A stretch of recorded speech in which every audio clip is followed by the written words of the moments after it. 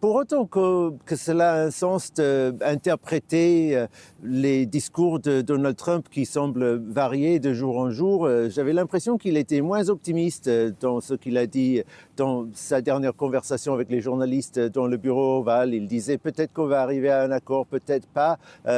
On va voir, et il envoie Steve Witkoff. Il n'y va pas lui-même. S'il était confiant d'avoir un accord, je pense qu'il irait lui-même. À la place, il envoie Steve Witkoff, qui est certainement le moins populaire chez les Ukrainiens parmi tous les divers négociateurs américains, considéré comme quelqu'un qui juste répète ce que lui dit Vladimir Poutine.